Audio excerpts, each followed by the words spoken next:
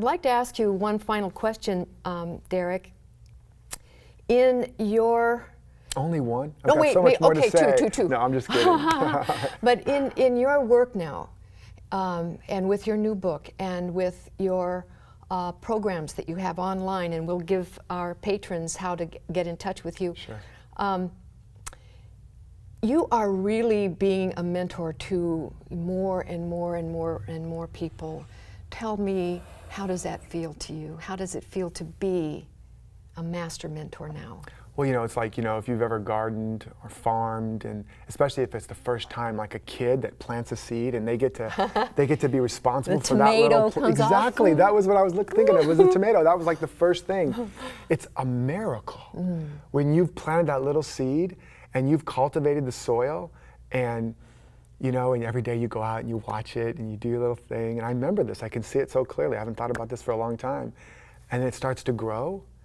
And it's like, it's a miracle. It's hard to even conceive. And then that first bit of fruit comes on it, the tomatoes, and this was the same thing for me. And like, I had a part in that, yes. You know? I mean, I might have even, as a little kid, thought I did that, you know? Even though all we can ever do is cultivate the soil. You can't make a plant grow. Yeah. You can only create the conditions that are congruent for the seed of potential in it. And then the law of emergence in the soil does all the heavy lifting, which is good news, because gosh, if we had to figure out how to make that seed grow, that would be very hard. But it's a miracle. And so the same feeling now when I watch an individual that I've, you know, been helping them to cultivate and to create that container around them, you know, and that's the other job of a mentor, like I said, is to create the container for them to see them and hold them and create the conditions that are congruent with their perfection and abundance until they can see it for themselves. Right. And then they take it on themselves, and then they start to blossom, and then their life starts to bear fruit.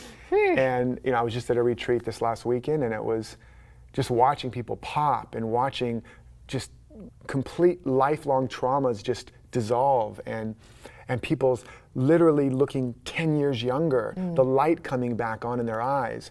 There is no greater satisfaction and fulfillment. That's lovely. You know, and also, you know, I have some very select group that I do private mentoring with, and the value for that is, and I will usually only work with individuals privately that are willing to be committed to a big vision also, because if I can help that individual do their work in the world, then they'll go touch 10 or 100 or 10,000. Good point. And so then by proxy, by me cultivating, you know, this seed that becomes this fruit tree that then drops more seeds, that becomes harvests and harvests and forests of fruit trees.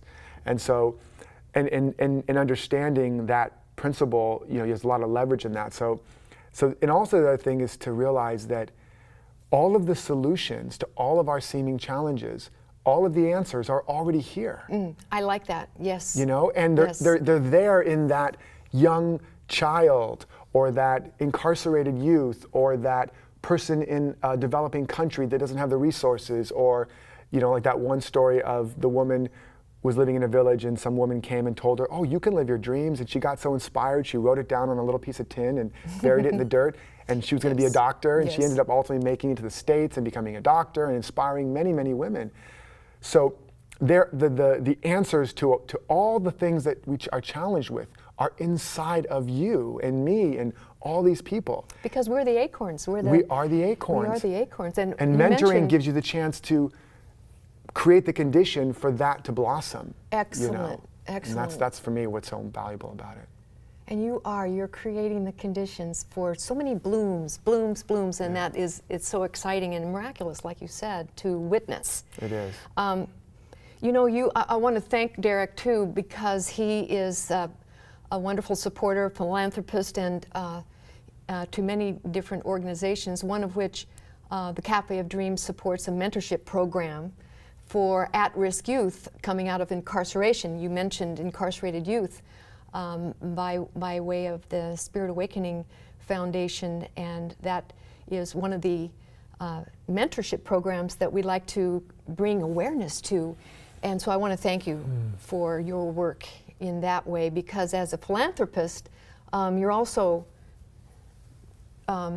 creating the nourishment for these seeds to grow. So Thank you very much. And one final question, if you don't mind just sharing with us. It's been so lovely to have you, Derek.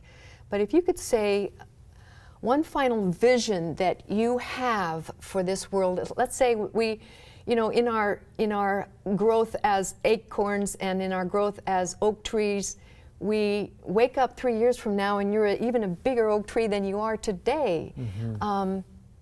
And how would you see the world in your dreams if everything worked out, if your dreams came true for you and the world that you are envisioning is here and now and you're living in it? What would it look like? Well, my mission is to awaken individuals to their true divinity or identity and inspire and support them in fulfilling their destiny so that together we can create a world that works for the highest good of all. So that's like what drives me and gets me out of bed in the morning. And what I've discovered is that the greatest way to do that and the shortest distance is A, mentoring, meaning holding that container for the individual until they know, and B, helping them to get reconnected to source. You know, there's never a lack of resources, there's a lack of resourcefulness, mm-hmm. which means to be resourced again, connected to source again. So I envision a world where everyone is so, what I've discovered is when you don't know that you're connected to source, that's when all the problems start. Mm-hmm. And when you know your oneness with this infinite power and abundance and love within you, all the problems begin to dissolve.